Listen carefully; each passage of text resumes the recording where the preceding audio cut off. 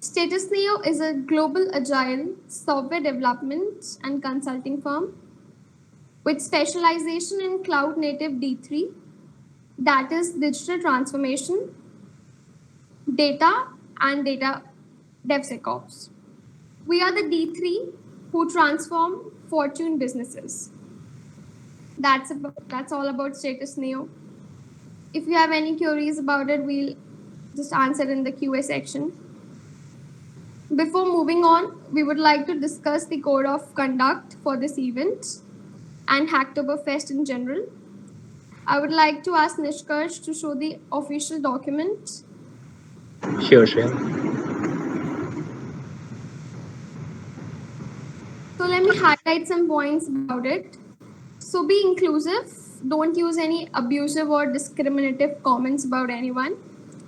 If you find any flaw in explanation or something, any doubts about the other participants, be constructive in your arguments. For this event, please be muted during the session and wait for the QA sessions at the last. Don't disrupt the flow of events and the experience. So let's start with the introduction about our speakers. Firstly, I would like to introduce Mr. Nishkarsh Raj, Principal Evangelist at Status Neo.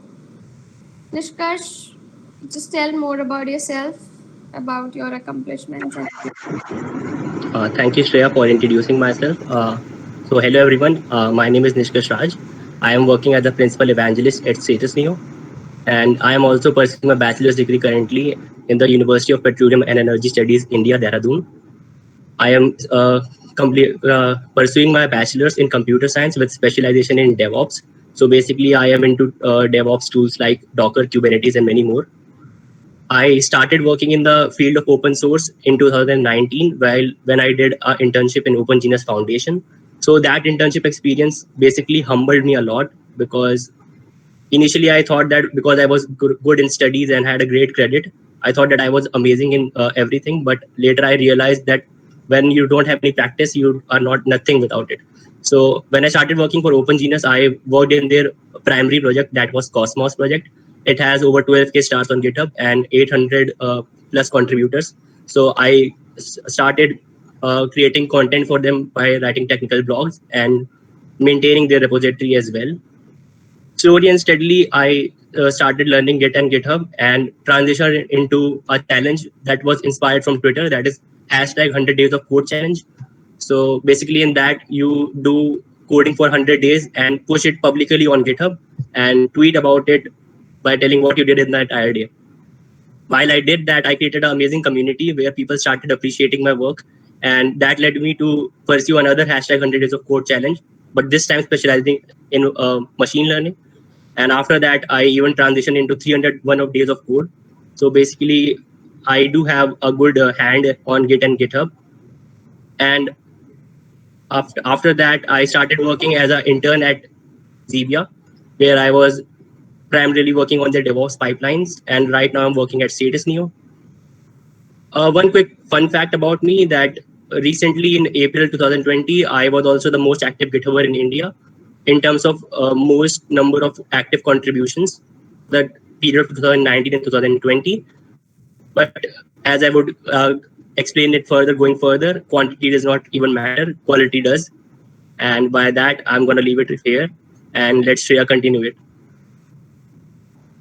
And Nishkarsh, that was a great introduction about yourself. So next up we have Mr.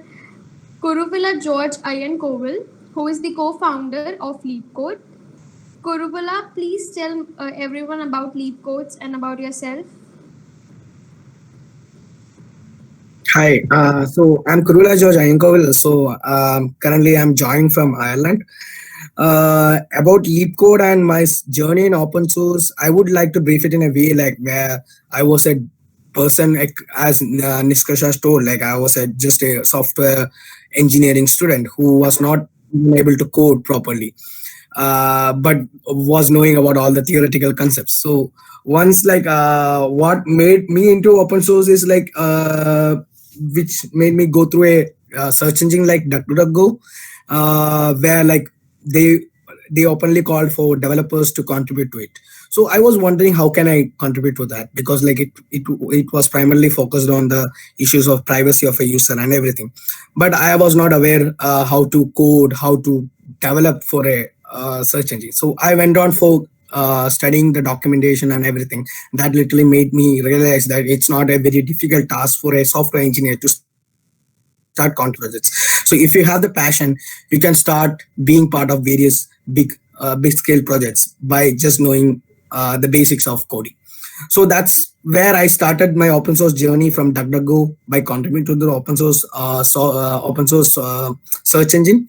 From there, I was part of Mozilla, where like we worked together for a vision of healthy internet, where we did various open source projects and various campaigns to promote healthy internet and open source culture.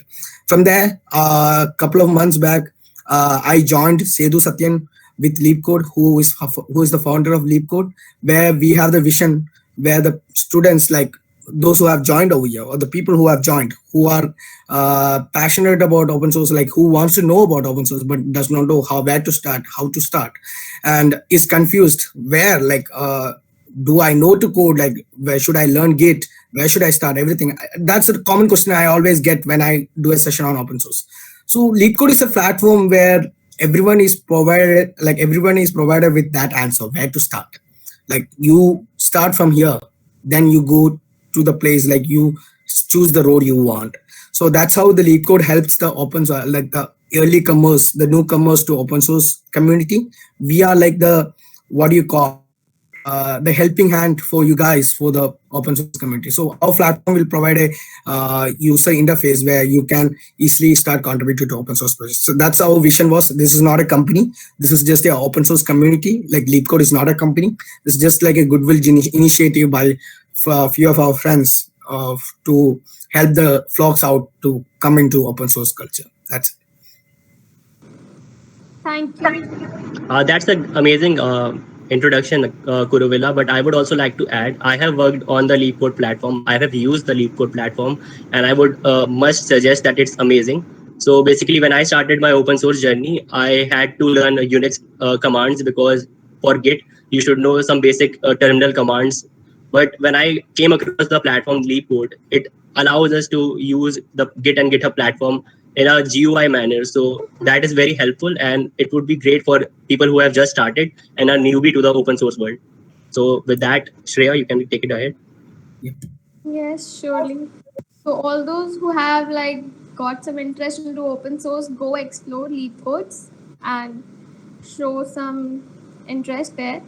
So moving on, like we would like to ask if anyone has like share about their experience in open source. So journey, like any achievements, those who have participated in any hackathons or creating a PR in a huge upstream project or maintaining any open source repository available in to participate in Hacktoberfest. So please tell that, and we would love to hear you. If anyone is there who wants to share your experience. It's open for everyone. If you want to share your experience in the open source world, that have you ever contributed to open source? Are you new to it, or do you maintain any open source projects? So you can introduce yourself or introduce your projects or about your journey. We would love to hear about it, and others would also gain some insight from it. Does anyone want to go ahead?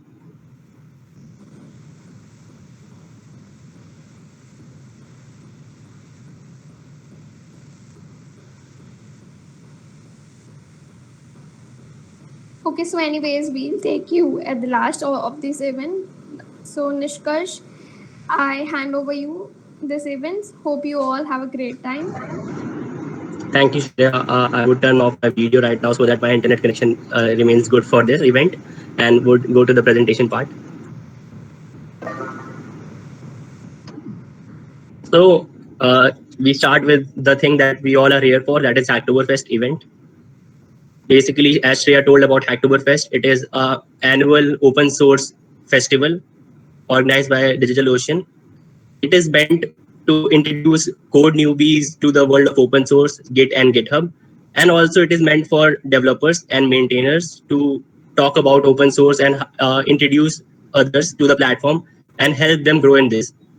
So before I move ahead and start explaining different topics like open source, source code management, version control that are thrown around like anything, I would like to share my experience by telling about a story. So recently I joined the platform Dev2. They are also the partners of Hacktoberfest. There is a thread on Dev2 that is explain me like I am 5. So I did not know well about the topic that is called Docker. I hope that some of you might even not know about it right now. So basically, I wanted to learn about Dockers, but all people just gave me a definition, was a standard definition that I could find on the internet. That is, Docker is a containerization engine, and it is used to make lightweight virtual machines. While that is all fine, it is not easy to understand and grasp the concept like that. So explain me like I am 5 is basically a thread that allows you to explain stuff to newbies in a simplest of manner.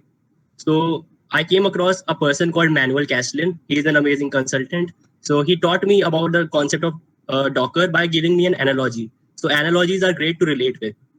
He explained me a story of his childhood, which is obviously a fictional one. So he told me that initially the teachers asked everyone to bring huge notebooks to their college or school, but while teaching, he or she did not allow the students to look at their notebooks. So it was all a waste. By notebook, I'm meaning textbook. So it was all a waste to carry these huge resources to the school.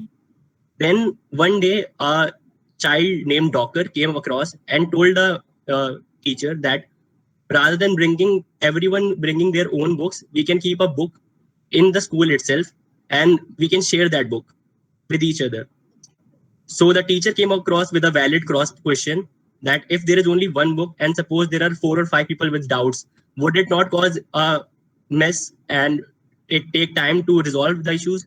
So another child, which was bright, called Kubernetes, came in and said we can create multiple copies if the need is be. So if there is a higher demand, we can scale up the books and give it to you. So that is the basic analogy, and that's how you can explain the concept of Docker and containers. So if I relate into a tech world, basically virtual machines are your machines that are created on hypervisor. So basically, if you have a laptop or a PC and you want to create a virtual machine on it, you have to download a software like VMware or VirtualBox. That is a hypervisor. So if everyone creates a hypervisor, that is waste of resources. So Docker is a container engine that works on cloud. Its server is hosted on the cloud and gives you the API in a very lightweight manner. And as the question came from the teacher, what if there is a lack of resources? So that's where Kubernetes plays its part. If resources are required, it automatically scales up the similar Docker machines by creating its replica. So that's how basically you have to from its foundation. You have to create analogies and understand them from the fundamentals. So that was a huge monologue from me. I would go ahead. So talking about Hacktoberfest, these are the slides taken from a DigitalOcean platform itself. So the value of Hacktoberfest is basically everyone is welcome. So people around the world contribute to this event, and there is a swag attached to it. Like you can gain a T-shirt and DigitalOcean sticker, official stickers. But also this year, DigitalOcean has created an amazing initiative that you can plant a tree rather than taking your T-shirt. So if anyone is participating not for the first time, I would like to request them to plant a tree rather than taking another T-shirt, because keeping multiple T-shirts does not really make sense. The second point is basically what I mentioned briefly while introducing myself. That is, while quantity is fun, quality is the key. So it does not really matter how many pull requests you are opening in this month. DigitalOcean only asks to get pull requests to successfully participate in Hacktoberfest. So the key is that you create valid pull request. I'm going to talk about valid pull request in a while. And then another third point is short-term action, long-term impact. So basically, rather than creating spammy pull requests like typos or white spaces changes, it is asked for everyone to create valid pull requests, because it is not that open source is meant only for October. It would go beyond that, and for maintainers to maintain the repositories after spamming pull requests would become a very difficult task. So it is best that we do not create spams and only create valid pull requests. Now I would like to play a message from the CEO of DigitalOcean, who would explain more about the Hacktoberfest event. And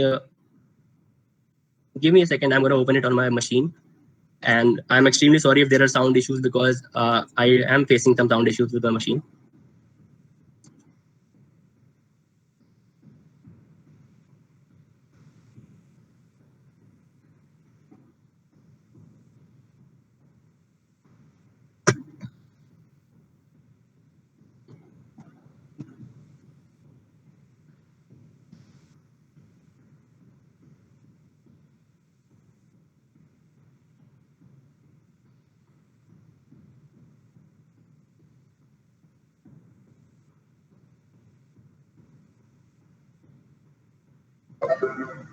Okay, so I hope my screen is visible.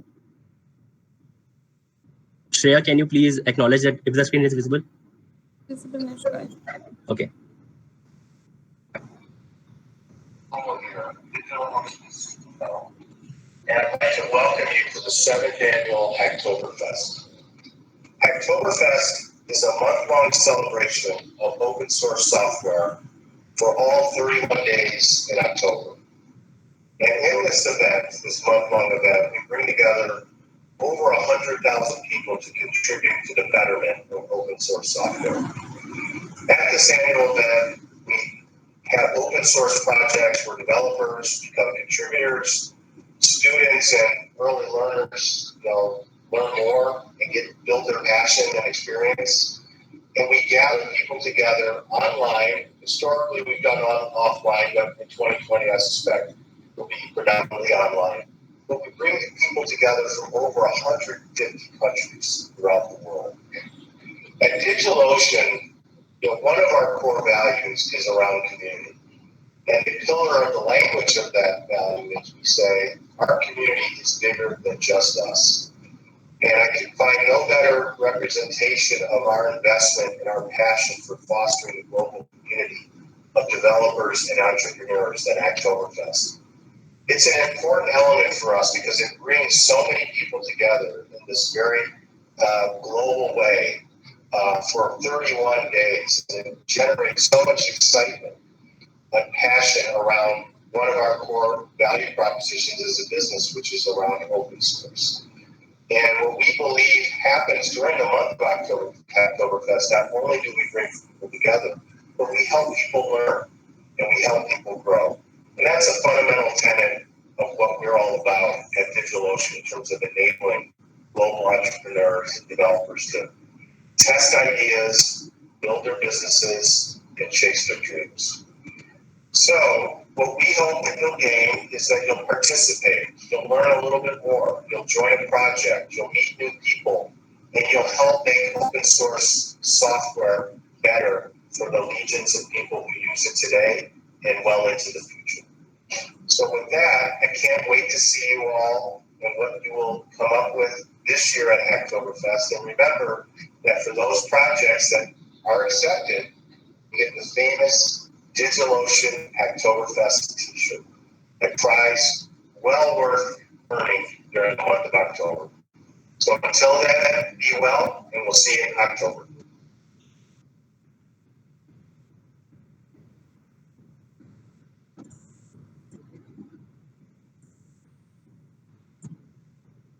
Okay, so that is basically talking about the event itself and the swags. So moving ahead. Next, I'm going to talk about, give me a second.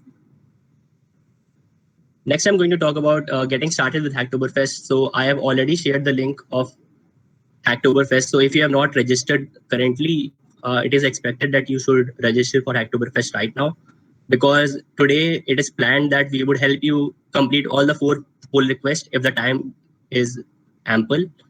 And those will be all valid pull requests. It would not be a spam of a typo or a white space error. So I'm going to share the link again in the chat box. If you have not registered, you can please register for Hacktoberfest as soon as possible.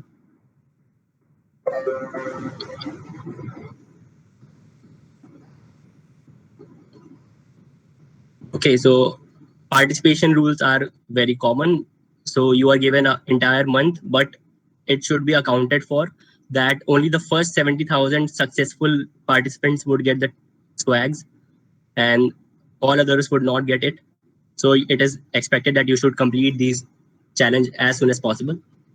Now, the main issue that we have to talk about is quality standards, because even DigitalOcean is getting a lot of slack for it recently.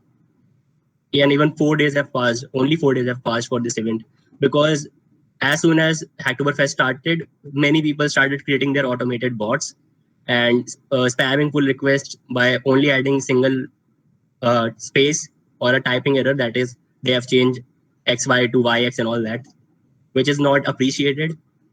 So your pull request should not be automated. It should not be disruptive.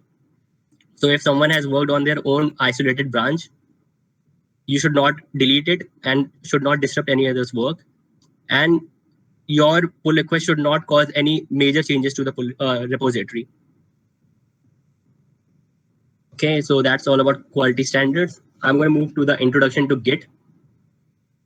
Before I start talking about Git, I do want to mention one thing that people are really confused about, and it's a myth that Git and GitHub are the same topics.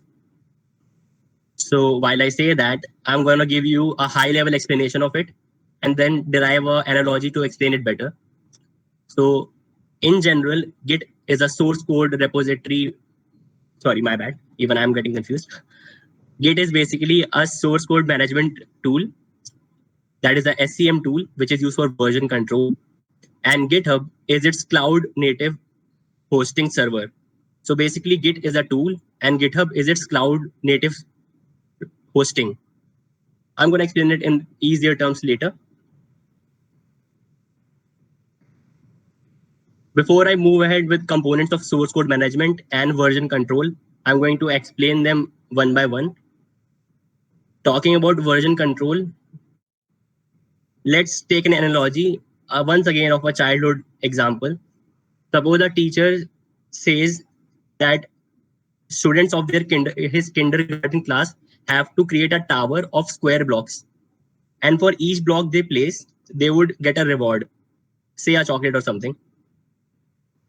So if there is only a one child in his class and he puts one block at a time, he would get X rewards if there are X blocks in the tower. Now suppose there are two children and the teacher is not paying attention. They place a unequal amount of blocks in a tower. They might fight that I have placed more blocks and I need more rewards and so on. And even if someone breaks a block, one could easily blame the other person that he has broken the block, not I have broken the block. So there is nothing to track about it.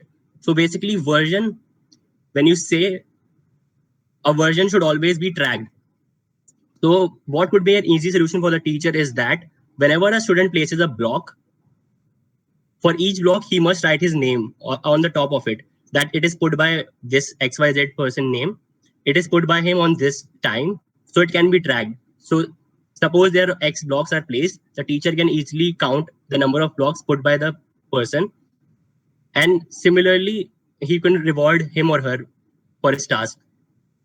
Version basically means you are doing something one by one. You are not doing a task completely at a whole. You are doing it one by one.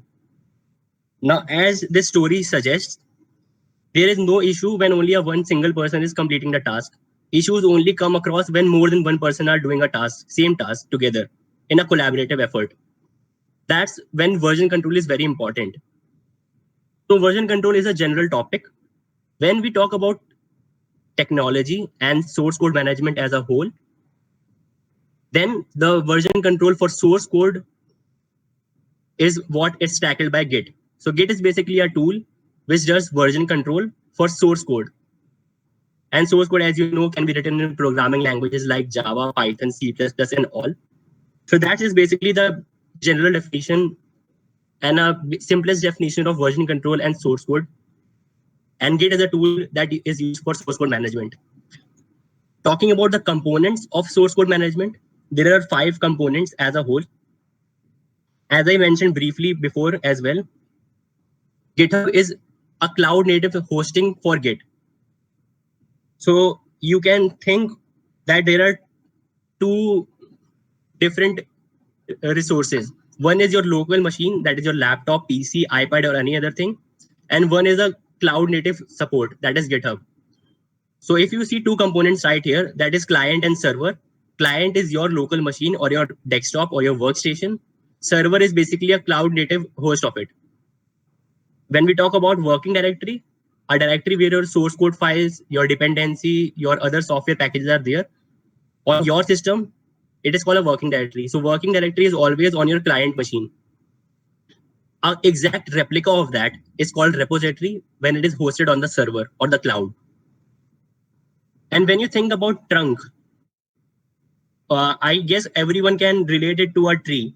So trunk is basically the central part of the tree from the roots to its branches.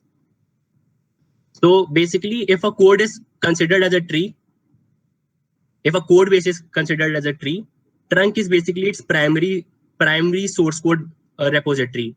So if you want to make any changes, you have to work it in isolations, and that's where the concept of Git, like branching and merging, comes in place. So the trunk is where the primary code base is hosted, and you create branches out of it. We will talk about branches later. Coming towards basic functionalities of source code management, there are following. First is add. So as I talked about, there are basically 2 what do you say? There are 2 workstations. One is the client, another is server. For Git, it creates another abstract workstation called the staging environment. So if your working directory is on your local machine, Git does not track all the files on your work machine because it can have 1 terabyte or more than that data. So Git only tracks those files which you tell it to track. So the add command is used to add those files from your working directory to the staging environment, which you want to track by using the Git software. And there is another functionality called checkout. So as you know, checkout is basically taking a resource out of any other place. So if your repository is hosted on the cloud, checkout is basically creating a clone from the cloud to your local work machine. And check-in is similarly, it's reverse. When you create a copy of your working directory from your client machine to the repository hosted on the cloud, it is called check-in. A check-in message is always accompanied with a check-in. So it is considered a good practice to write the author name and the work that has been changed in the check-in message.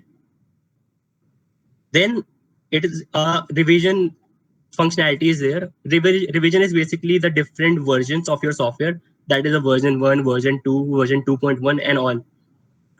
Head is basically the latest revision. So the last change revision is called head. Then we have a change log. So change log basically keeps a track of all the revisions. Who was the author of that revision? When was the timestamp of the revision created? And many other criteria like the email of the author, the IP of the author, and all of that. Then there is a revert functionality. So basically, if you are on latest version, that is head, and you want to revert to another previous stable stage, the revert functionality is used. I would give you an example when this is needed. So suppose you are creating a 4-function calculator and you are adding functionalities one by one.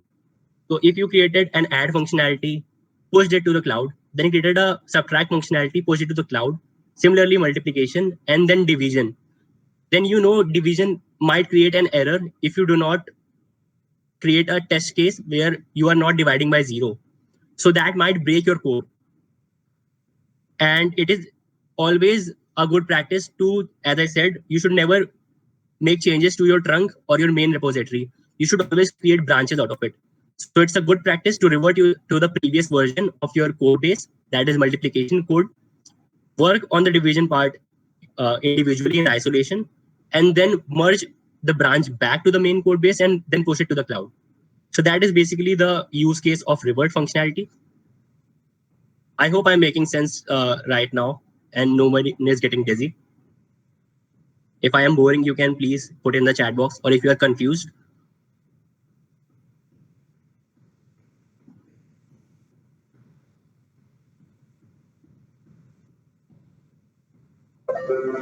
Okay. Moving ahead, there are features of source code managements like backup and restore. So whenever you are using cloud resources, there is always a backup, which might not be accessible to you, but cloud providers always create mirrors of their repositories so that it is always available to its users. So nothing ever gets lost on the cloud, and you can always restore if you have lost something from your local machine. Then comes the process of synchronization. So as I said, there is always a chance of conflict when more than one person is working on the same task. So synchronization is basically a feature of source code management where you can synchronize your copy of the source code to the copy of the source code of your other collaborator. And we have an earlier version restore. So this is basically a revert functionality. Then we have a recent version restore, which is basically an earlier version restore to the last previous stable version. Then we come to version history, which is basically change logs. And you can track the author and the email and everything, which is tracked by the source code management tool like Git. Then we have the owner history. If you want to find the changes made by the specific owner, you can search by using the email ID or the username of the author. Then we have a testing environment. As I said, Git has a staging environment, which is also called a testing environment. You can create changes and basically test your code locally before pushing your changes to the cloud on GitHub. Then I have also explained about branching and merging briefly. I would talk about it later when we move to the hands-on session.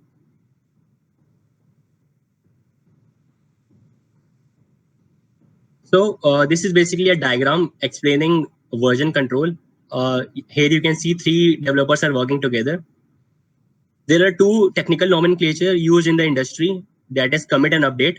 So as I explained briefly earlier, commit is basically check in and update is basically check out.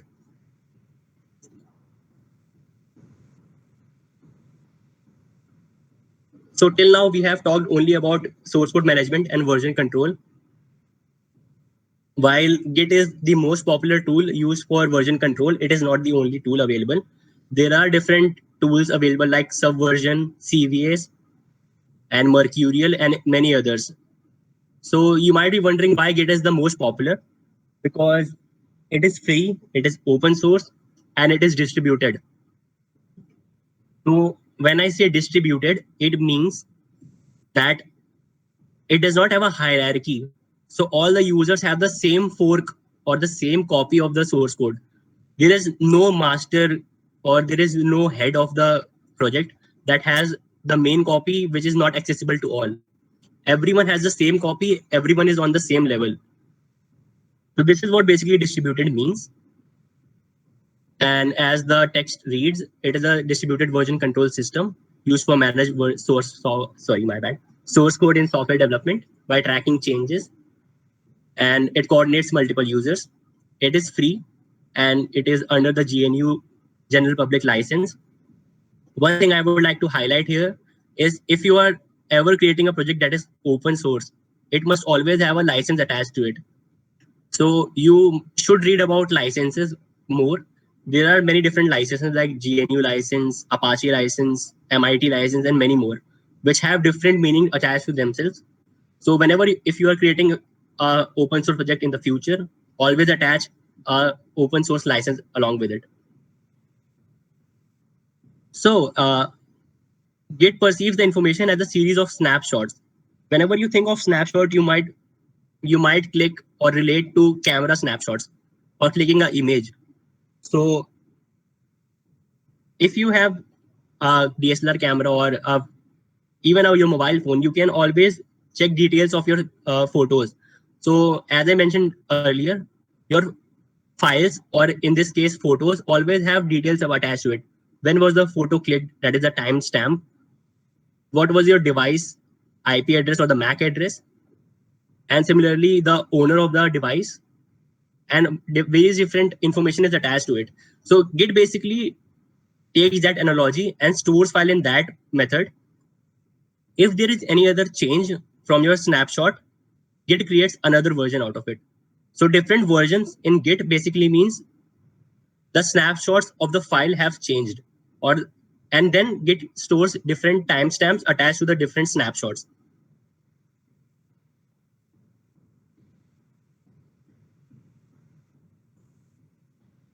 Give me a second.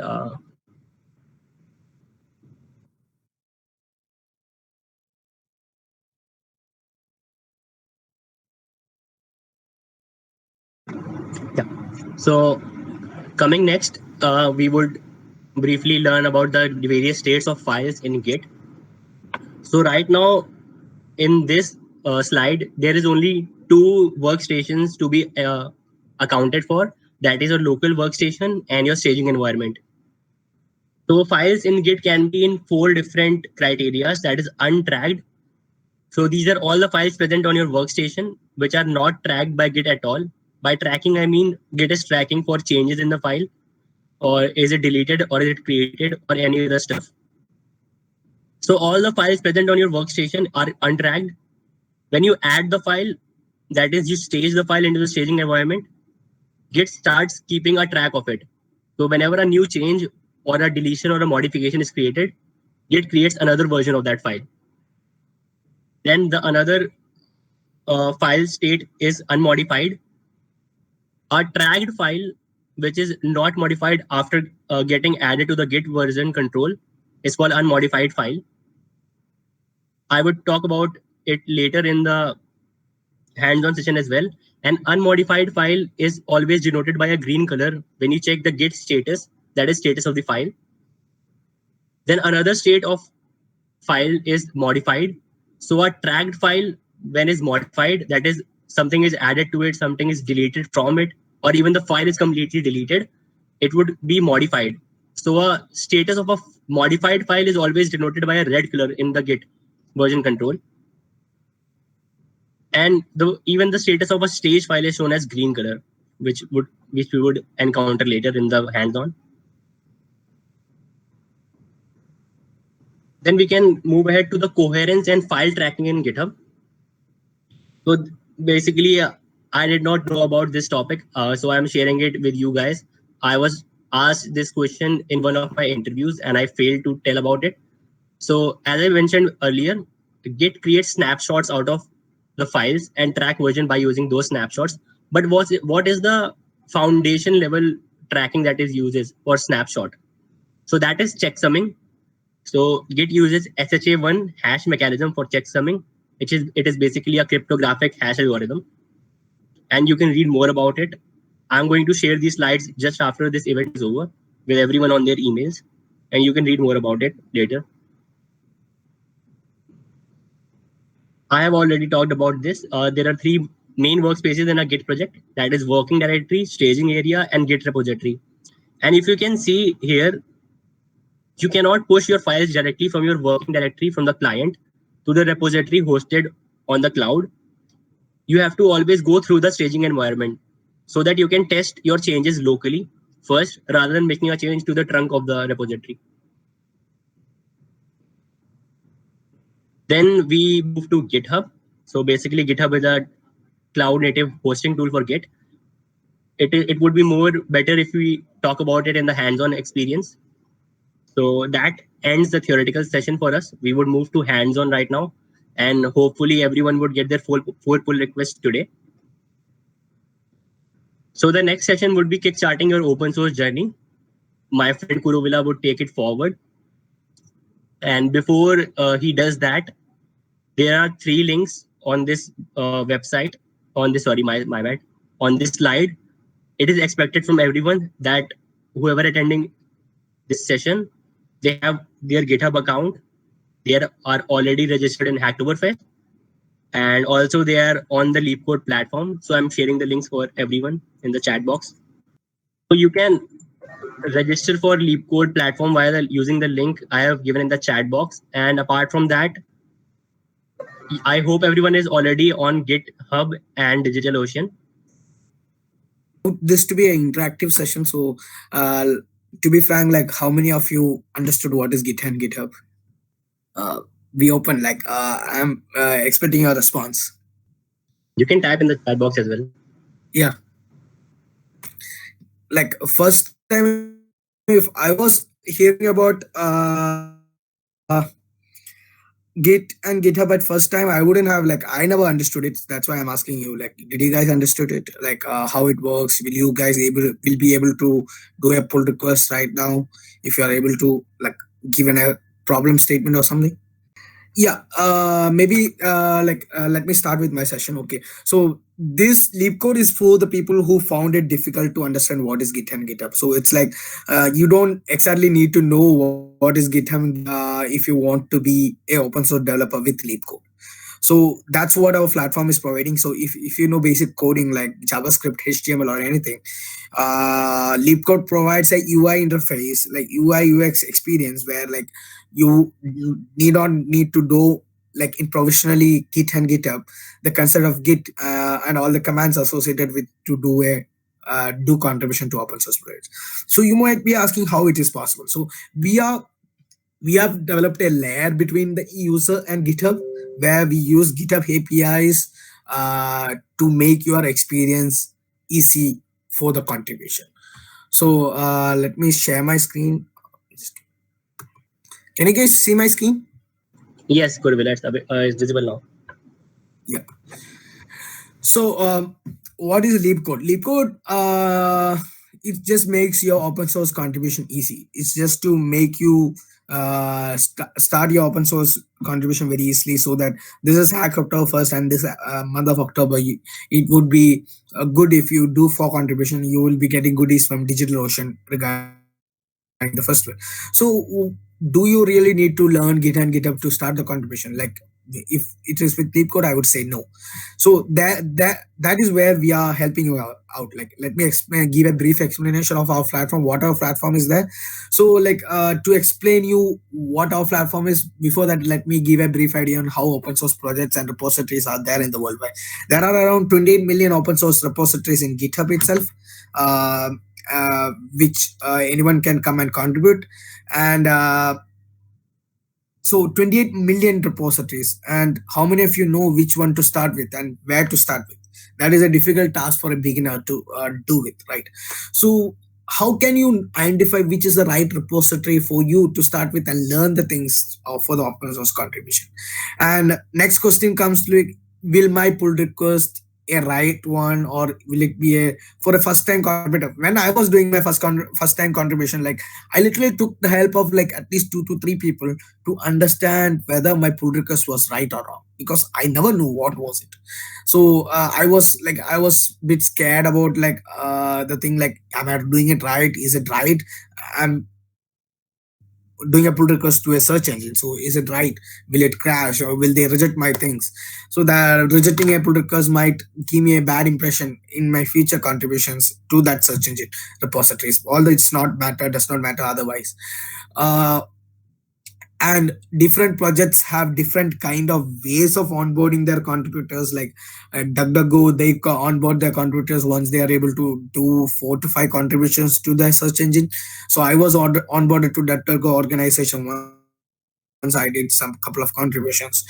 And as I've told you, I took the help of 2 to 3 people to do my first time contributions, and they were my friends. And what if you were not having those kind of people with you? That is also a roadmark for you guys to come into open source contribution. So what we are gonna do, what our platform does, is like combining all these 4 points, we are giving you a solution. So it's like we are making it open source contribution, like it's a simple funnier thing and engaging stuff. It's like you don't just need to know the basics of any of the coding language, and we'll find you the right repository to contribute with. So what is LeapCode? It's a community of open source contribution, and we help so open source developers can have interactive steps to contribute to every project. And your first contributor, if you are a first time contributor, you are through LeapCode, your first contribution can be done within 5 minutes. We guarantee that. Yep, you will be able to do your first contribution within 5 minutes, at most 10 minutes. And with each of the steps you undergo in LeapCode, you are given with various rewards. And after a couple of milestones, we are also issuing goodies for the people. Journey so far with LeapCode. What LeapCode is like, we are supported by Mozilla builders, and we have won a couple of community engagement challenges, and we are funded by supported by various organizations throughout the world, and we are officially part of Hacktoberfest in the global event, and our platform was officially announced during the Hacktoberfest opening kickoff event. It was like 200 plus people are on the waiting list. Currently, like almost 300 people are onboarded to the platform. I think we have given you the special rights to onboard to a platform through our invite code, because like this event is partnered with LeapCode also. So we have given that all the participants of this event also can be onboarded with that invite code. So once your invite code is working, you are onboarded to LeapCode platform. So we are adding one open source project every week for the users to start contributing to. So where to start with? I'm gonna give you a small demo on where to start with. I'm not gonna show you the entire thing. I will just show you the first step. I'm just gonna give you the hand on first steps to LeapCode. Then from there you have to start exploring. Okay. So I have just logged into a GitHub. I hope everyone of you guys have a GitHub account. So just log into your GitHub account first. Just be cool, just log in, and once you have logged in, just try to open the link leapcode.io. I hope like we can go step by step. Once you guys are done with these steps, let me know. I can move forward. Are you guys all done with this? Just log into your GitHub account and just open LeapCode in another tab.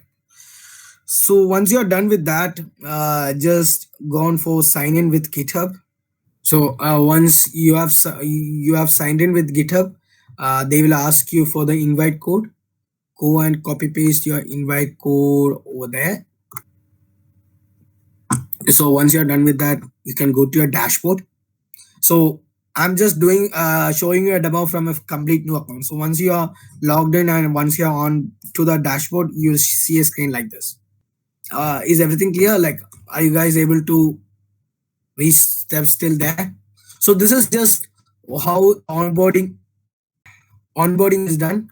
So I hope you guys got these things, like reach the steps till here. Yeah, okay. So once you have here, like you might be confused what to do first. So over here we have given a couple of user interface where this is the reward points you will get. These are the badges you will get, and you can invite other people through this invite code, and you will know what is happening in your community through this. So I hope everyone has signed up to LeapCode platform. Now everyone will do the first pull request from there. Like if no one has done a pull request before that, no one has contributed to your open source project yet, we'll start doing. So we'll start with learn to do your first pull request over here, where you don't need to know anything about Git or GitHub. You're just gonna do it just from here, from the steps. So just click on this button. So where we will have like, these are the flows for doing the contribution, where like these are the steps to complete in every steps. Once you are completed with every steps, your contribution is completed. That's how your things will be done. So once you are over in the first pull request, so this is a GitHub repository where like the first pull request is pushed in. So just read through the things. Like this project will help you, like you guys go through. And what I would ask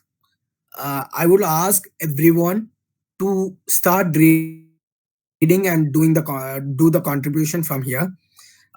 If you find, like, just go over there, click the next button, just follow the steps till you reach the final step. And if you have any doubts in between, just let me know. I'm here online. So from my experience, it would not take more than 10 minutes. So we both, Kuruvila and me, are here to help you with doubts. We are giving you 10 minutes to complete this task, and we would resume at 8:20.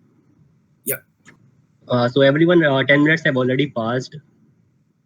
So if you are facing any doubts, if you are facing some issues, you can always ask us. We are here to help you. Yeah, it's okay. Like, let them take the time. It's okay. Like, we have the time, right? Yeah, we do have time, but okay, that's fine. Normally, it should be done. Like, it's okay. Yeah.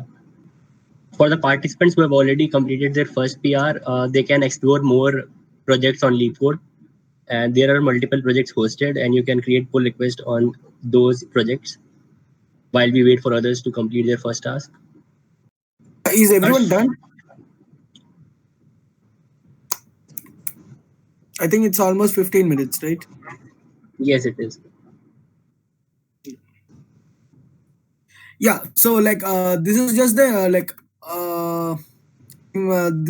I think most of you have done your pull request, right? Uh, so, like, do one thing. You can see your pull request. Like, go just type your. Can you see my screen? Yes, it is visible. Yeah, you might have done a pull request, right? Just go and type your username over here. There's a link provided. You can see your pull request lively open.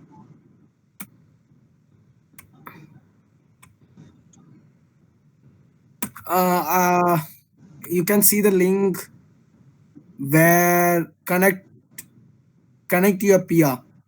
So where you can see a link over here, go over there, rename your username over here. Like, just like, rename with your GitHub username. My username was Ian Covid, so I just.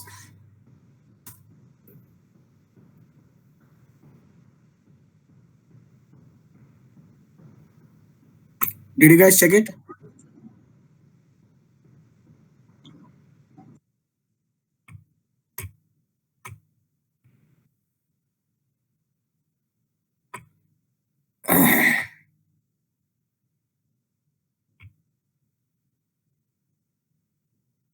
Kuruvila, Harsh is asking for you to show this again, how to change your username from the standard Oh, link. okay. Yeah, yeah.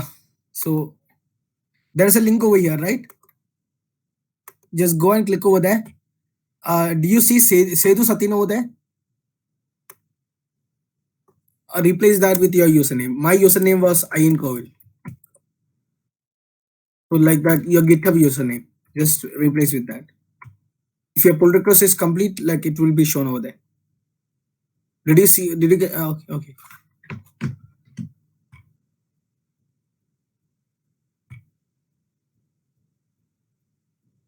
I can show you the contributors list over here. It's like there are.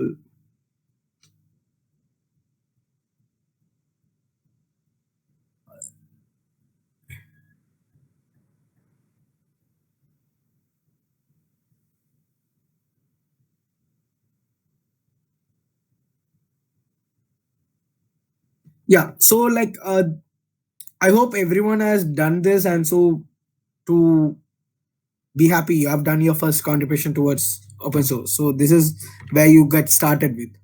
Uh, you are literally now a open source you made your first step towards open source. Now your question will be, what's next? I think next, projects, everything, like, you can go to different projects in LeapCode. There are various projects in LeapCode where you can start your contributions with, and you can select any of the projects. Just like, if I'm taking this project, start contributing, I go over there, take the issues over there which are part of it. uh, there will be step by step things to do the things, like, we'll be giving you, like, in the same way.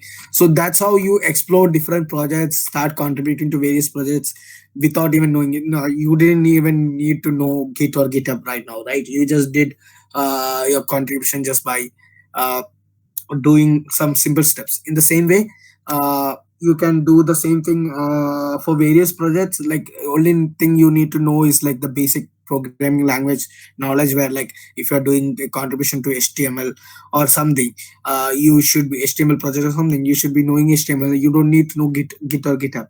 So that's how you can start your contribution to open source world with Leap Code. So we'll be providing you a UX interface where you don't need to know a very good, you don't need to be a very big technical person to be an open source developer. So from here you start contributing to various projects. You learn slowly how to do the contribution. Once you're mature by that, you start exploring more projects, bring in more projects to Deep Code, or you can start your own projects.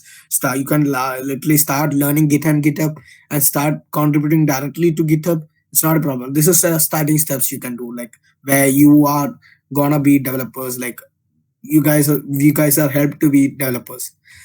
So that's just the Leap Code is about. So it's like a what does it do? It just reduce the entry barrier. So it's like how many minutes it took for you guys? I don't think so more than 15, but normally it doesn't take that much. But let it leave. Like it reduce the entry barrier. Like it would have taken a more than a day for you guys like to learn how the concepts of Git and GitHub and to contribute to open source project. I would say.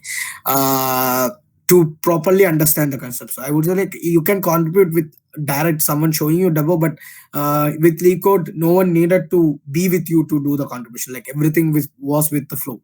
So it reduces the entry barrier to the open source projects and improves the visibility. Like there are various open source projects which are for the beginners. So we are showing Kuruvilla, explore. Yeah. sorry to interrupt your flow, but some people are having doubts and they are still getting a 404 error. In which page? The same page, changing your username of GitHub contribute. Oh, okay. GitHub username. Can you share the screen? Can you give your username? I'll just give your username over here. GitHub username. Yes, you can type your GitHub username in the chat box and let's see what happens. Okay. Okay. Just one by one.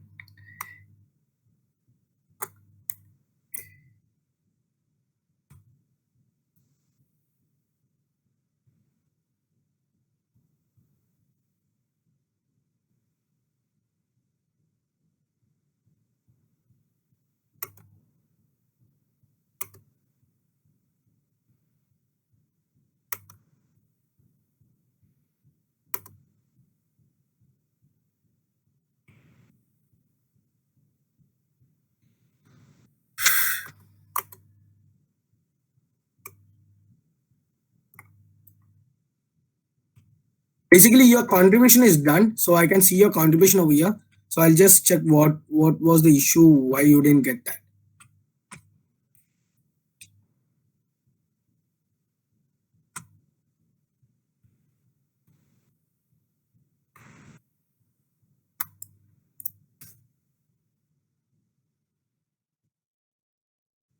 Hmm. Okay.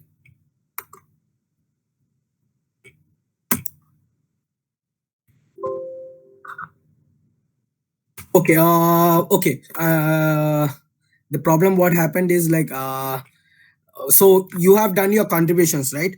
So you have done a pull request. I need to go and merge it. I will do that right now itself. Just get me a minute.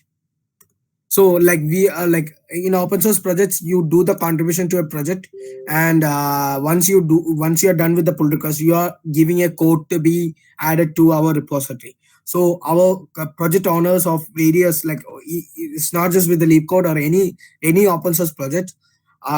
We have to just go and merge accept your pull request. That's it. I'll just show you how it's done.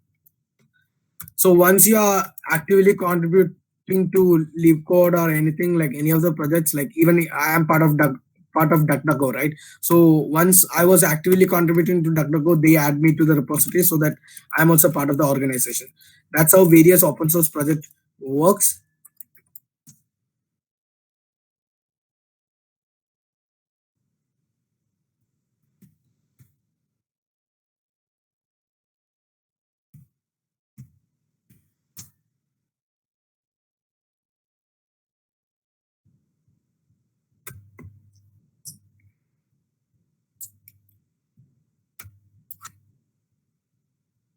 So like all the pull requests done by the people are over here. So it's like, see, I think all of them are over here, right? Yeah, yours is over here. So I can show you an example. So you have done this pull request. I'm just gonna go over there.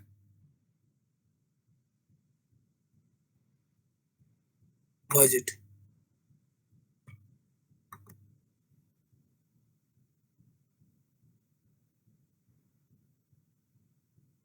Can you right now check like who is this username? Like I'll just show. Anyway, I have taken that username away.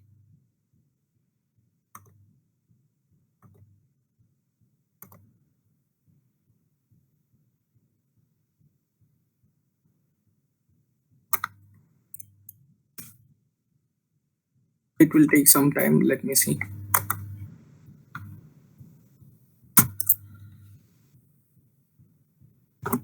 See, I have merged it. Wait, it's not coming.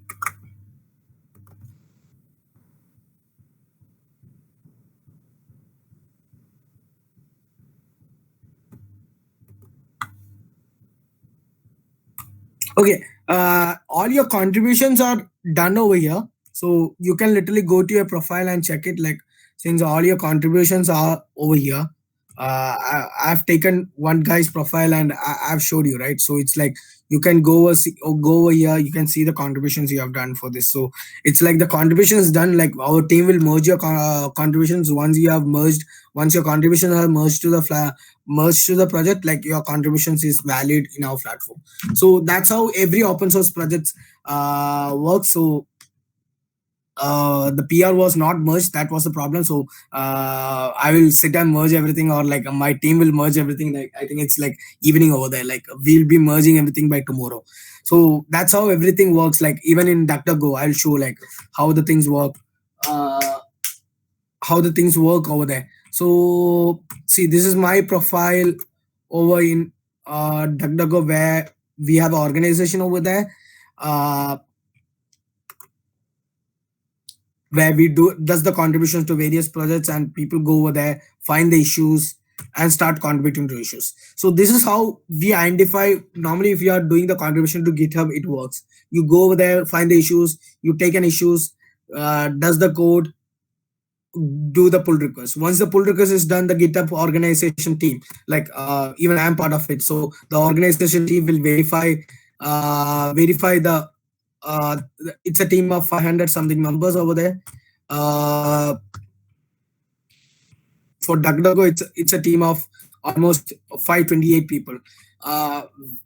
We go over there, we just verify your contributions and we accept that. It's the same way it works with every open source project. People, the repo owners go over there, accept your contributions. So now you have done your contribution to a project in LeapCode.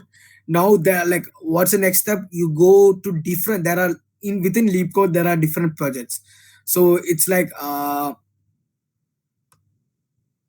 okay, within LeapCode itself there are different projects. With where is LeapCode?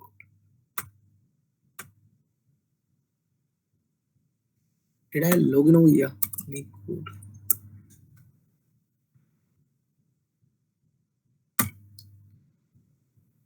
Yeah, within LeapCode itself, you have various projects. In the same way, you take one project, it's from FreeCodeCamp or somewhere.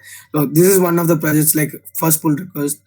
Now there's another project, go over there, find the issues over there, start with the issues, start contributing to various issues.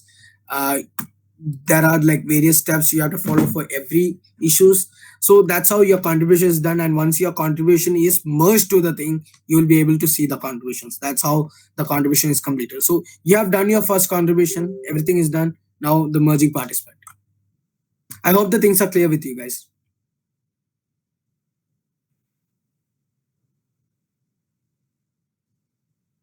Yes, Kuruvil, I think it's clear to them right now. You can continue with the slides, and if someone posts something in the chat box, I will tell it to you. Okay, so like it reduces, as I've told, it reduces the entry barrier to the open source. Like it creates the visibility of open source projects which are good for beginners. And once you're done with both, like you are in the open source community. That's what it does. Like, so this is just the intro of how it works. You just sign in, you pick a project, pick up the issues and follow the steps, raise your PR. Once you are done with your PR, it's not your responsibility. Then that's the responsibility of the owner of the repository to merge your request. And if there is any conflicts or any issues with your pull request, they will let you know. So there are like various projects in various platform, various projects of various languages, various frameworks. So you can identify which area you are good in, and you can start with various projects. So we basically curate the beginner friendly projects. So how we grow, we are into a goodwill initiative of building an open source community. So you can be part of our community. Just go over there, go just contribute. One thing I can request you guys, like once you have done your first PR, just like if it will be great if you guys can tweet telling that you did your first PR in open source, mentioning the LeapCode IO ID. I think let me just see the Twitter handle.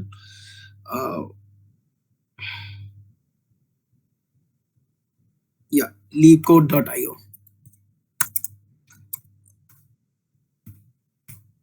Yeah. So let the just like this is just what LeapCode does. You helping you guys to do the contribution. So that's all I have to say about LeapCode. I think Harsh, like your team will help you guys with Git and GitHub in our later on session, right, Raj? Yeah, I am continuing with this.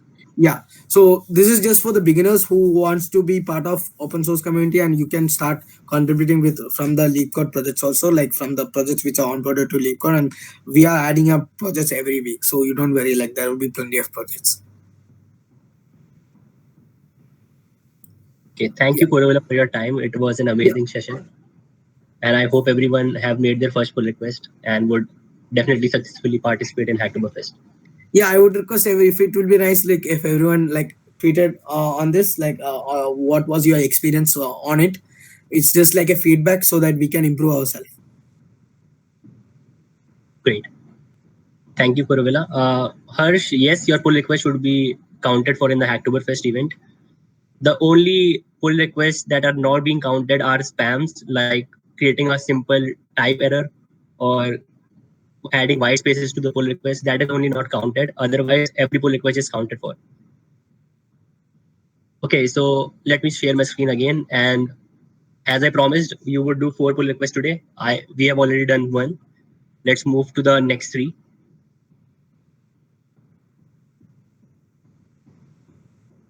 I hope my slide is visible.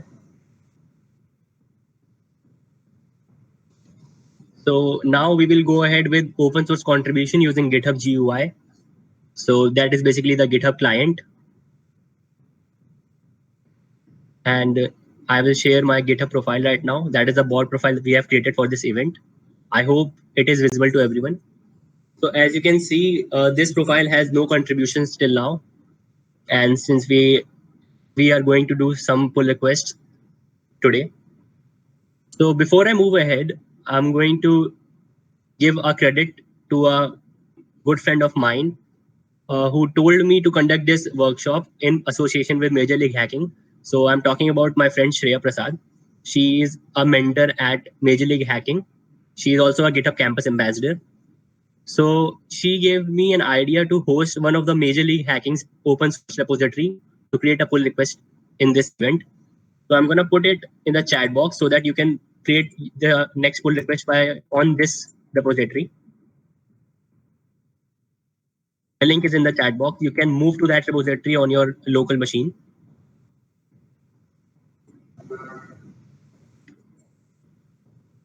I will do this pull request step by step, and hopefully everyone would do it along me. And if there is any doubt, you can ask me whenever you want.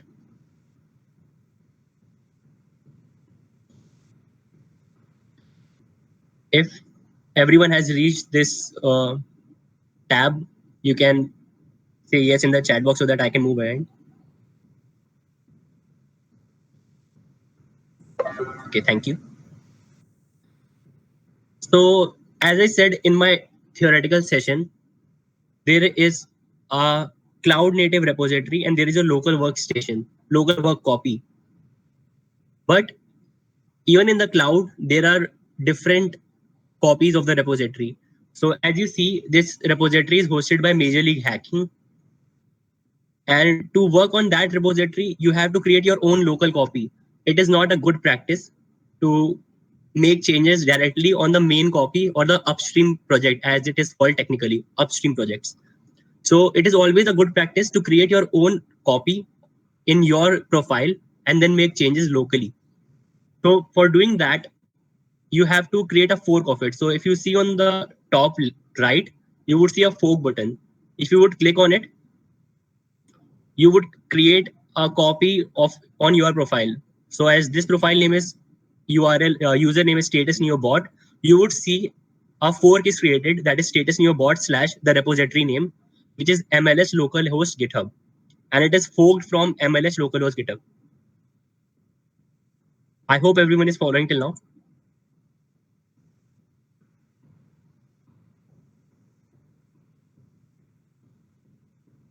Guys, whenever I say that, you have to tell me in the chat box so that I can move ahead.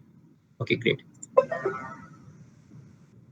So moving ahead, so this is going to be very simple, and it's a very small change, but it is not a spam because Major League Hacking is associated with DigitalOcean, and it would be counted as a valid PR, even though I doubted it because it's a very small change they are asking for. So before we move ahead, you would see a master branch here. You can create your own branches. As I said, you should never work on the trunk. You should always create your own branches. So here, create a branch with your username. So since my name is Status Neo Bot for this account, I'm going to create a branch called Status Neo Bot. Click enter and that branch will be created. So you can see on the screen, a Status Neo branch has been created. The only change that we are meant to do right now in this repository is you go into this file called locations.txt, click on it, and you would see a simple plain text file has been created where it is only meant that all the contributors just type the name of their city followed by the state of the city and their country. So that is the basic contribution they are wanting from your side. While this is a very small change, as I already mentioned, it would be a valid contribution for the Hacktoberfest event. So I would quickly, if you see the edit button would be here, which is a pencil for people who are visualizing it. Your file would open in edit mode. Go to the bottom of this file and type in your city followed by the state and followed by the country. So since Status Neo is based in Dallas, Texas, I'm gonna type in that. You can type in your hometown.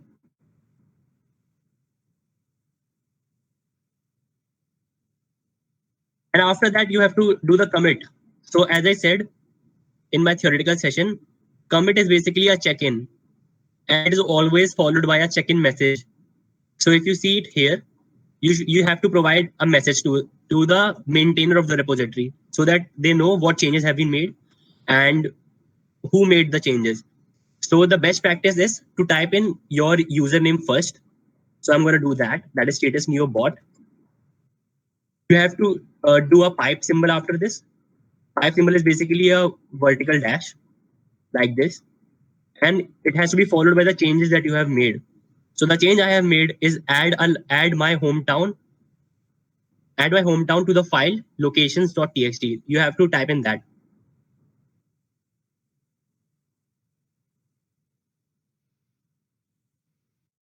And then you have to click on commit changes.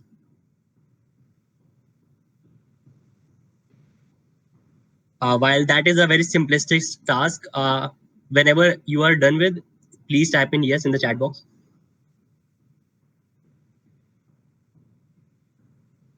Great, Harsh.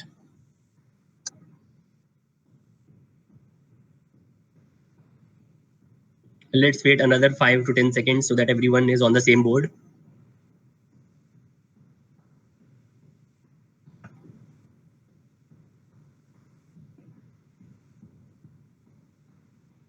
Aviral, you could not follow. Okay, I would do this again.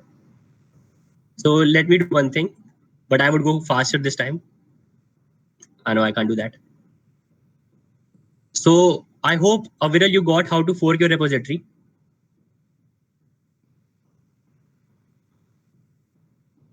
Great.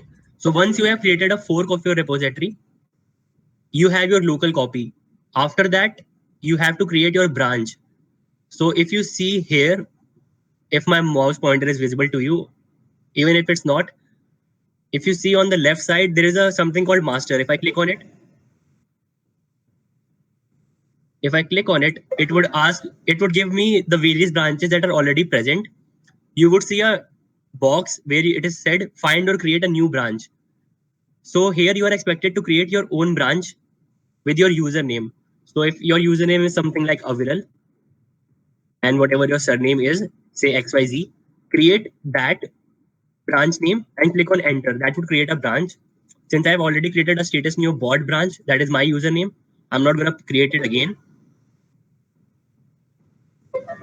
So once you have created your own branch, you should move to a file below, that is locations.txt. You can click on that and you would see this plain text file here.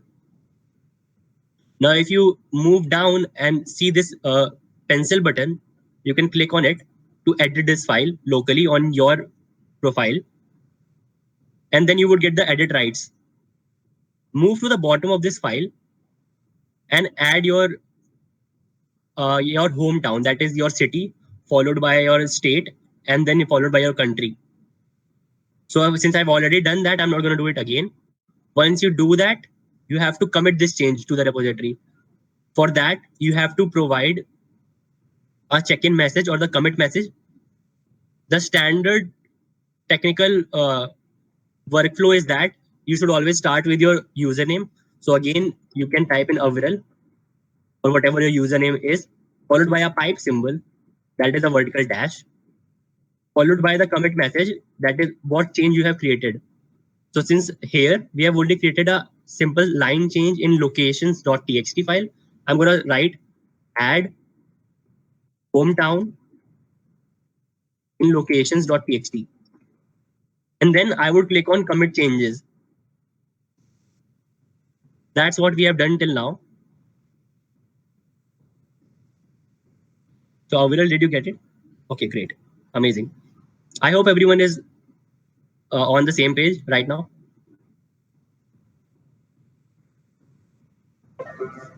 Moving forward again, what we have to do next is, if you click on this button, that is MLH localhost GitHub, you would go back to your home page of the repository. And then you would see this message in somewhat pinkish color, that status, another branch that you have created has some new changes. You can compare and create a pull request. Click on this green button, that is creating a pull request.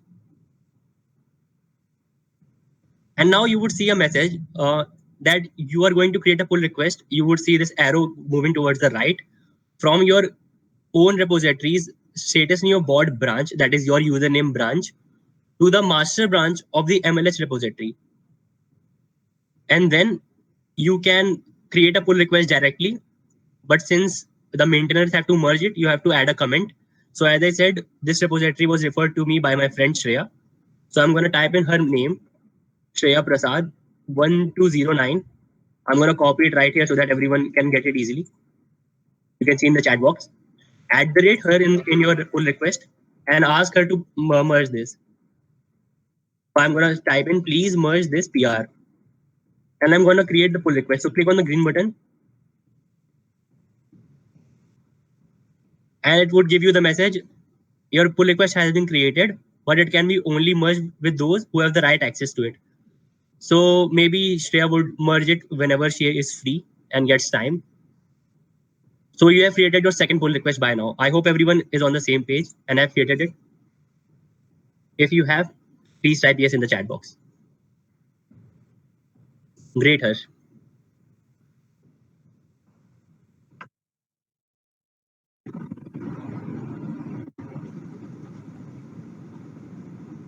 Okay, Madhav, I'm gonna repeat it once again for you. The process of creating a pull request.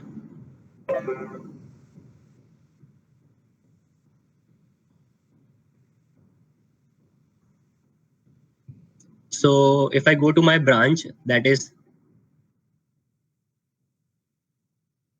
the status new bot branch, I'm gonna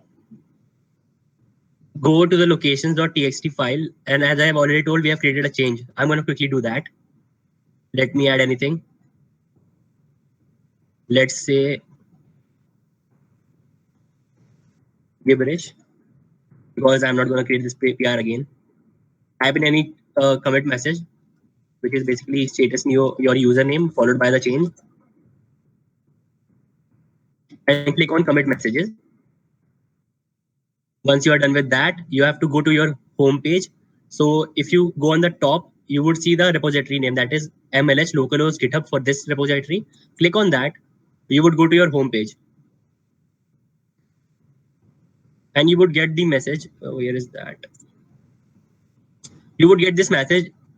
This branch is 2 commits or 1 commit ahead of the MLH master, and you can create a pull request by clicking this button. It must be visible on your screen. Click on that.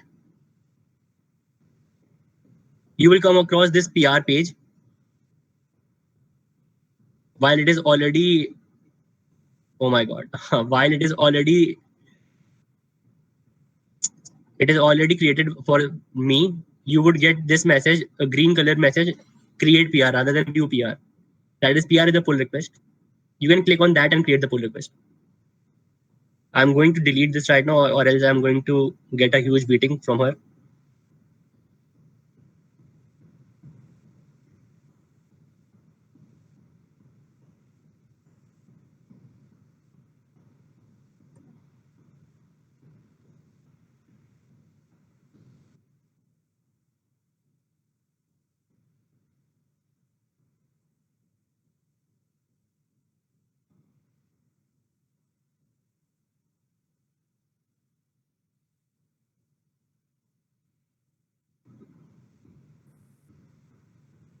So I think I have redeemed myself. I won't get a beating anymore. So Madhav, did you get it? Get the entire process? Sharon, yes, you have to create a branch. While it is not a compulsion to create a branch, it is a good practice to create a branch, because as I said, you should never work on the trunk, which is the master branch. You should always create your own branch so that the maintainers can review the changes in isolation rather than on the master branch itself without breaking anything. Okay, so Madhav got it. I hope everyone has created their PR. It would be merged soon by Shreya. So that was your second PR of the day. And we are going towards the third and the fourth PR. So I'm gonna go towards another repository, which is our own status new repository meant for beginners. Some of my university mates have already seen this. So I'm gonna type it in the chat box. You can move to this page now. And once you are done, you can tell me in the chat box. Everyone is back on this repository, which I have mentioned in the chat box. We have another new entrant, so I'm going to copy it again so that he gets to see the message. So you are meant to go on this repository.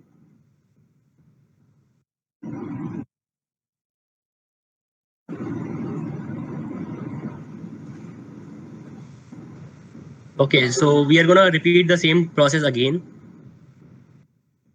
But okay, so I'm back. My mother threw me out of the kitchen. She's making tea for me now.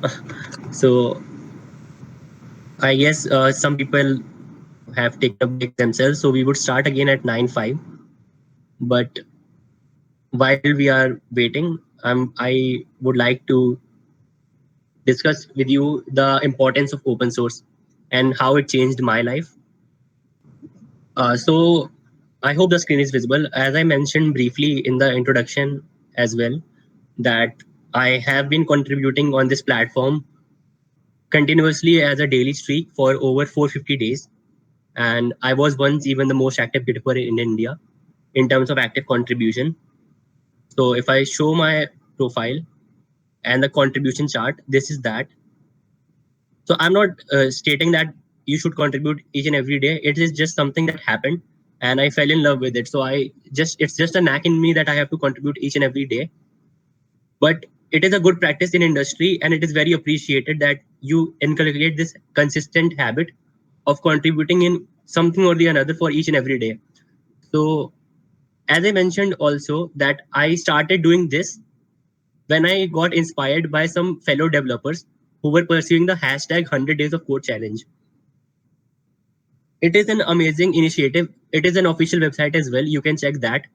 So they would promote you initially and help you establish in the Twitter community or the LinkedIn community as well.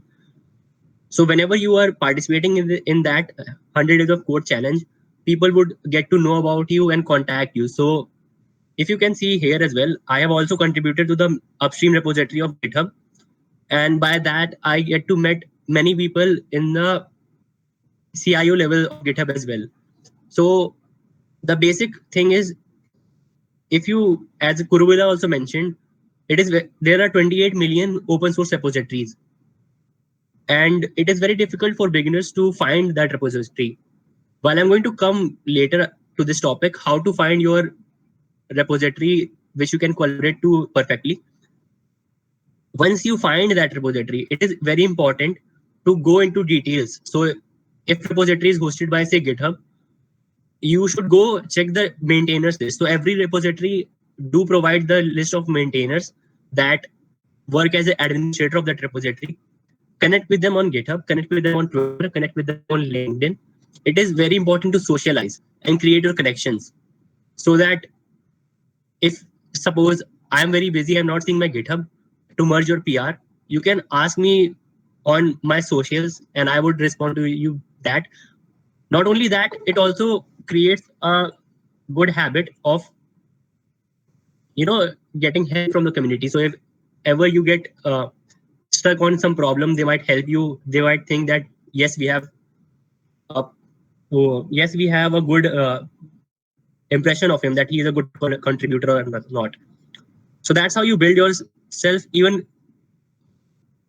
I would not go ahead to talk about my accomplishments here, but I would say one thing, that many people start noticing you. So even recruiters start noticing you. They would come up with you from not only from your location, but even from abroad. They would come and talk with you by seeing your GitHub profile, or even your socials like Twitter or LinkedIn, where you are doing various challenges like 100 days of code or many others. So yeah, it's a great experience to create a community for yourself in the social world. And it's a great habit to contribute code also. One last thing before I move ahead to the hands-on session. The numbers do not matter, the quality does. So even if I go ahead and say the day I created these many contributions in a single day, I have to tell you that I was doing 3 internships at the same time. I was working as a RGSOC maintainer for OpenGNS Foundation. I was working as an evangelist at Status Neo, and I was also working at Zebia and trying to create pipelines for its clients.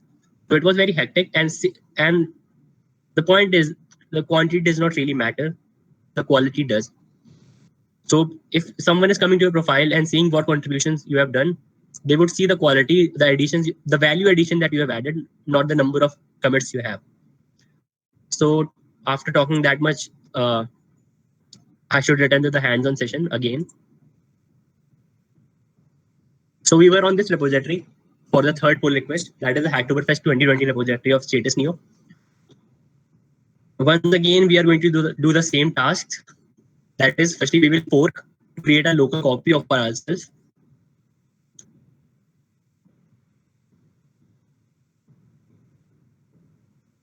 This is weird.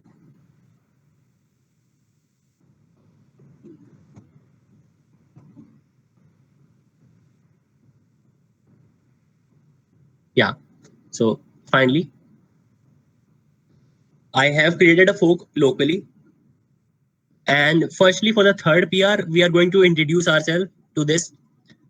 It is a very similar task that you have done for LeetCode. So if you go to the intro blog, you would see that you can create this type of introduction for yourself, add your socials as well, like your email ID, your LinkedIn, your Medium account if you have one, your Twitter handle, and your website. To do that, to introduce yourself like this, you have to copy this template file. So before I move ahead and create changes, I'm going to copy this entirely. Once again, you can create your branches, but I'm going to work on the same branch so that I do this quickly. So you would see create new file option here. Now you can create a file name that is your username. For me, that is statusnewbot.md. So MD is basically Markdown. Markdown is a language that is built in GitHub, and it renders HTML. So HTML is compatible with Markdown itself. I'm going to talk about Markdown language for documentation more later, and even provide you some various amazing links that you can follow. So I'm going to copy this here, and few changes are required. So if you preview this, there's a preview button as well for your Markdown, and you can see nothing is getting rendered right now. So you need to make some changes. So I'm going to see IMG section here. If you want to upload a file of your profile, like you want to upload your image here, you can upload it by using this upload files option. It would ask you to upload a file. Since this file is already uploaded, I'm not going to do that. But you guys should add your own files. It is appreciated. So going back to the IMG folder again.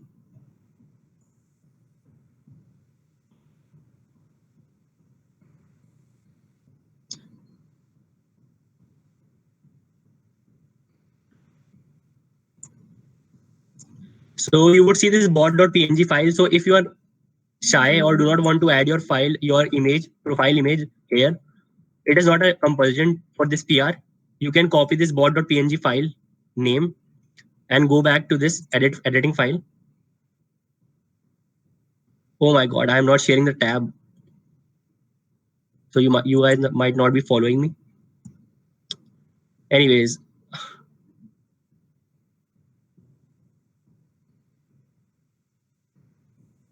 So you can add the bot.png file here. And if you render this right now, you would see this. No, not this.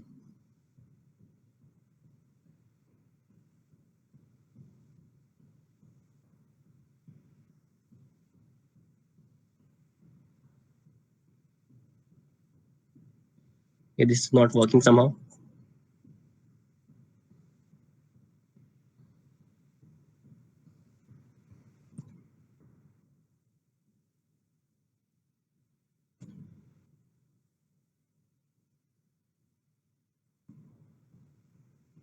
Okay.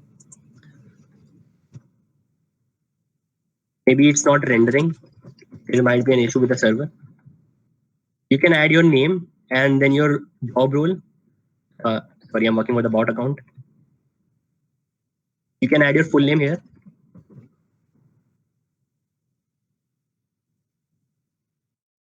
And then your job role, if you're a student, you can add student, or you can add anything else if you want. I'm going to add an bot. And then you can link in your email and socials. So I'm going to add an email ID. So it is a format that you have to write your email like this. That is mail to, followed by a colon, followed by your email ID. For me, that is, for this account, it is this. And if you do not have your socials, you can skip this process as well by deleting this.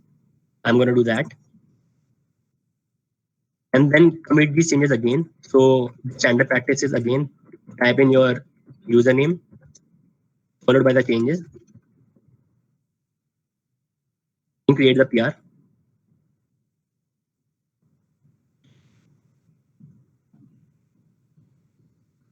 So you can see the file image is rendering right now. It was not rendering in the preview, but the file has been created. You would again go back to your homepage of the repository and see that this branch is one commit ahead of status new main. So create a pull request out of it.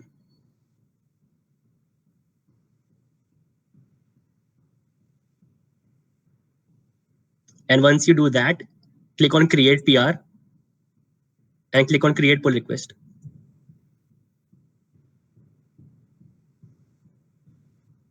So that would be your third PR. The GitHub Actions for this is failing. If you do not know about GitHub Actions, I'm going to talk about it later as well. It is basically a built-in CI and CD platform that is continuous integration and continuous deployment. And as Kurubila mentioned, your work is only to create pull request. It is the task of the maintainer to merge this PR into the repository.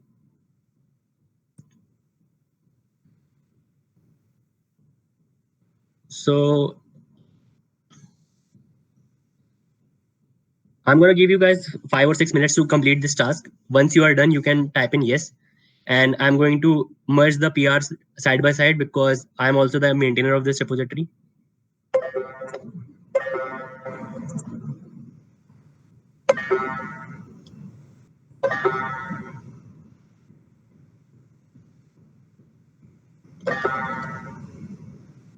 And everyone, I want to bring your attention to this point.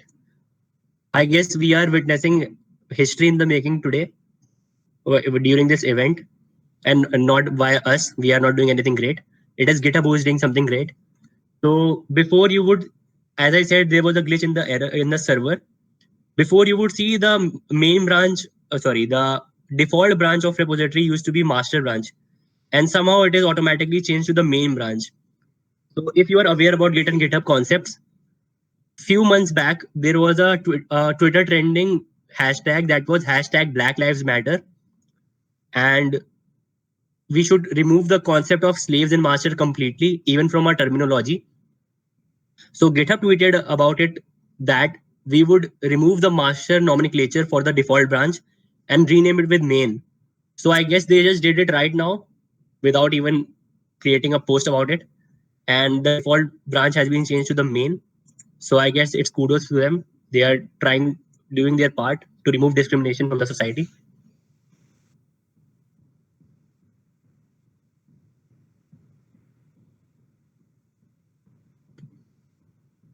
Yes, Harsh, it's great. So I'm still waiting for you guys to do this. I'm going to give you a few more minutes. And if you face any issue, I'm still here. Is Sirat Moin here?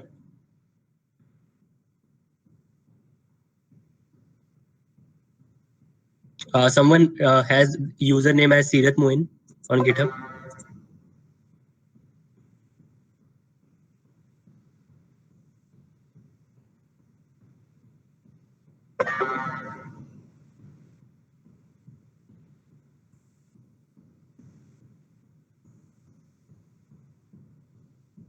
Okay, Aviral, let me tell you how to add your image. So if you go in this section that is intro, and then on IMG, go on the top right section and you would see add file button there. Click on that, you would get two options, that is the create new file or upload new file option. If you would click on upload files button,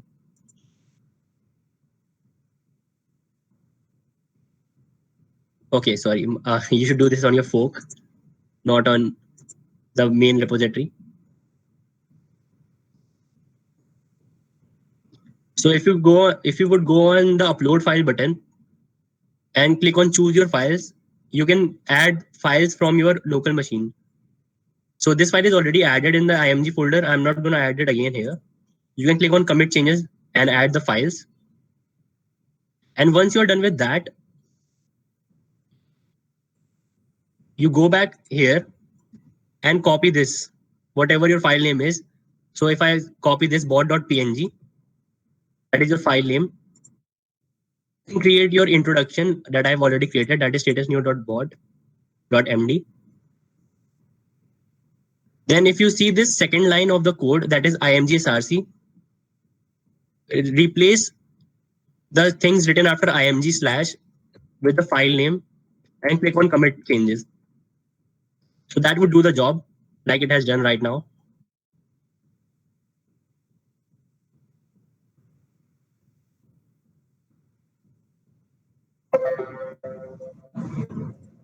I'm going to merge few more PRs for everyone who are present in this session.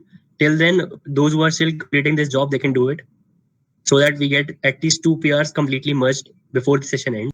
Okay, so Maulik is stating that on Hacktober website, the first 2 PRs are indicating ineligible repository. So maybe might have flagged out those 2 repositories. That is, I am shocked that even Major League Hacking's repository has been flagged out. So the next task could be that you find another few repositories where you can collaborate and create a PR in them.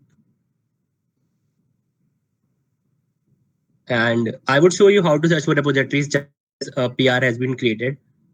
And I would show you at least 4 ways how you can search for repositories.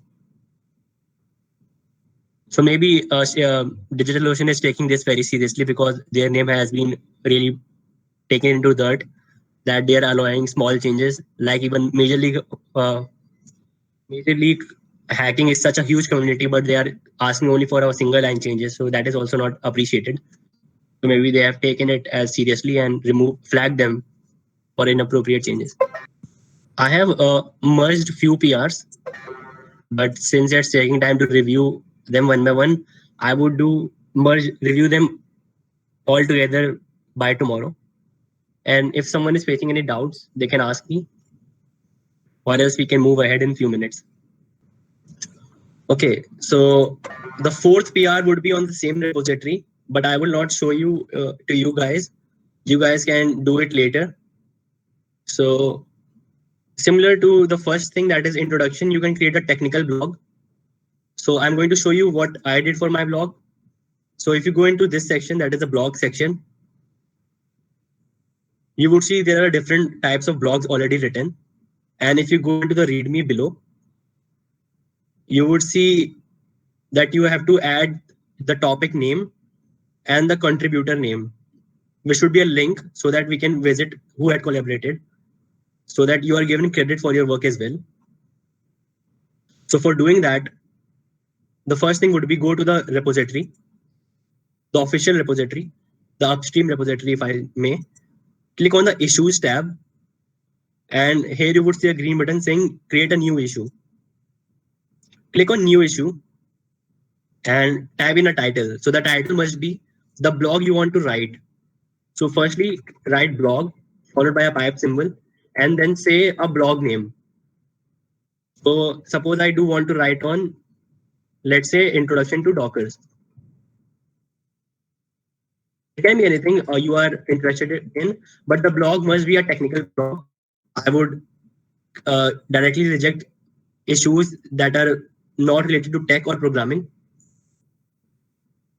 So after you have done this, I would do it, or another my fellow maintainer, that is Karan, would come in and assign you this thing. So as you can see, you are not allowed to do this.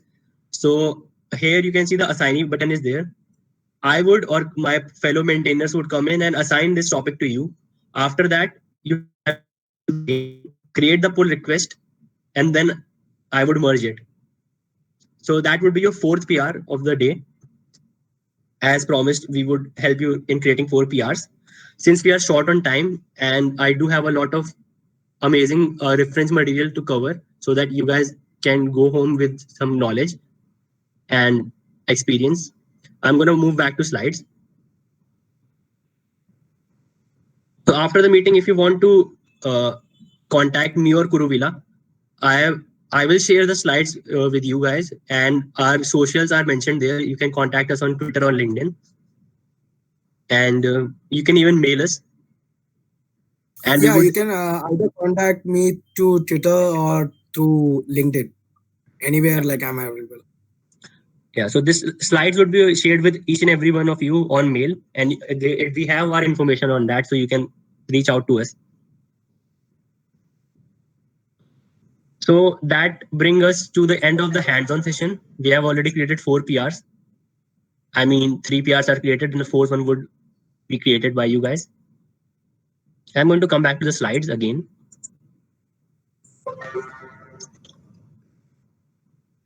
So next step, as some of you have already asked, how do we find suitable projects? So I'm going to link in 4 various links that you can follow.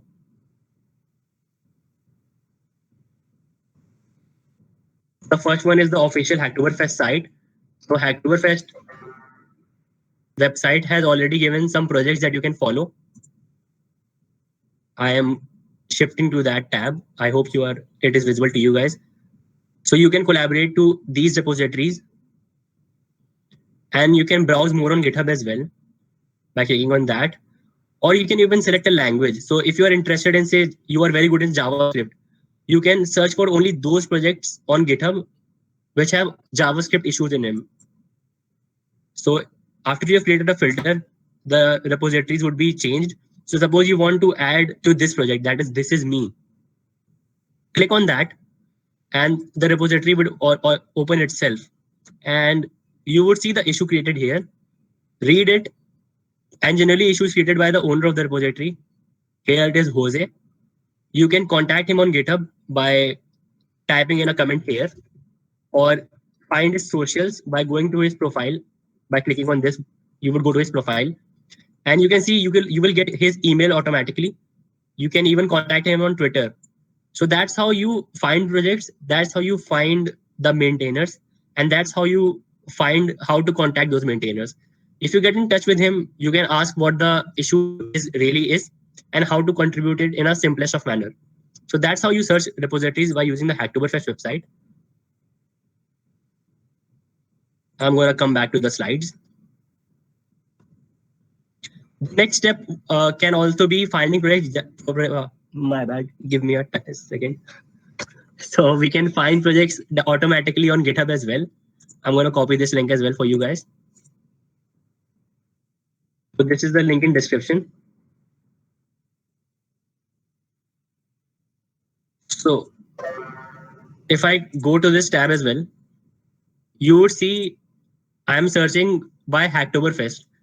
So all the issues that have Hacktoberfest tag attached with it would open here. So you can search for the various repositories and what languages they are in. So suppose I'm very good in Python language. You can see the language name here.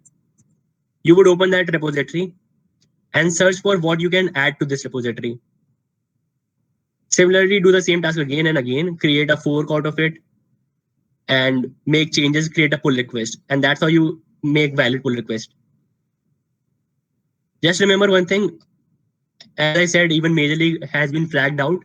So never make simple single line changes. Always try to make valid changes of at least 8 to 10 lines or more. And documentation changes are less preferred, but they are not invalid. Major changes would be source code, which is completely out of syllabus for this day, out of context for this day. We cannot teach you programming. So coming back to other suitable ways to find projects, as Kuruvilla has already mentioned in his session, that you can search for the projects on LeapCode website as well. And if you guys are following, for the slides, I've already also attached the QR code. So if you are using it on the laptop and want to search for the projects on your phone, you can do that as well. While it is a very simplistic thing that I've added. Yeah, so this is the website that I used to find projects on. So it is upforgraphs.net. It is an amazing website. So even if you are a maintainer of a project, you can host your projects here so that people can come and visit it. So I hope this website is visible to you guys. So it is connected with GitHub, and you can search for projects by labels or tags. So suppose you are excellent in JavaScript, you'd add that tag here. You are excellent in web development, add that tag here. you are excellent in, let's say, JavaScript is basically alongside with various different frameworks like React. So I'm going to add React here, React.js. And I see these many projects here. After narrowing down my search, you can click on projects and it would open their GitHub profile like this. And the same process again follows. Find the issues, create a PR, and get it merged.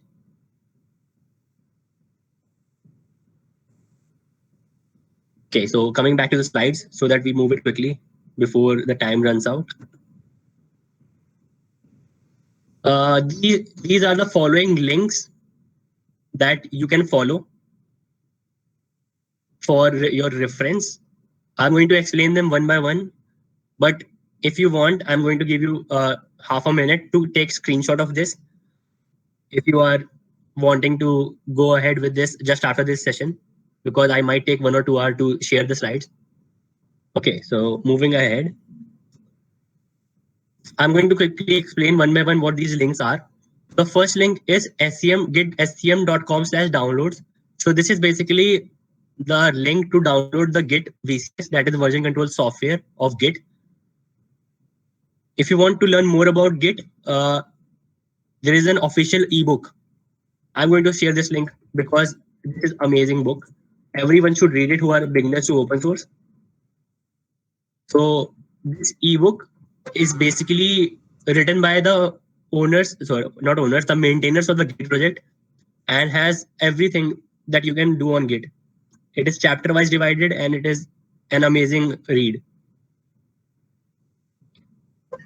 The next link is education pack of GitHub. So this is basically gives you credit to use GitHub alongside some third-party tools like AWS Cloud, DigitalOcean, and many others. And it gives you free credits. So basically cloud credits are paid. But if you are a student, it is not for everyone. If you are having a student account ID, like our college gives us, you can connect it with your GitHub account and you would get free credits for a year. And you have to renew it again and again until you are in the college. You must have your email account with you, that is a college email account, to verify that you are a student. Then, as I mentioned, we have Markdown language. So as I said, documentation on the GitHub platform requires you to learn Markdown language. So if you see all this is completely written in Markdown. So this is basically where you can learn how to create headings, where you can learn how to attach images, where you can learn how to create block quotes and various other things. You can also add emojis to your documentation as well if you are interested. The next up is GitHub Labs. This is the official GitHub laboratory. So if you think that our session was not very helpful for you guys, and or if you even if it was helpful, but you are not confident enough that you would retain it, GitHub Labs is a free laboratory experience which is created by GitHub. You can learn each and every concept of GitHub from this lab, and it is completely free for everyone. So if I go on this tab, and if you want to find your own courses, you have to do some checks like integrating it with a GitHub account. So here we go. So this is basically what you can learn. Introduction to GitHub. GitHub Actions, as I mentioned, it is for CI and CD, that is continuous integration and continuous deployment. You can also learn Markdown from here. And similarly, there are many different laboratories free for you. And you can learn Git and GitHub from here completely for free.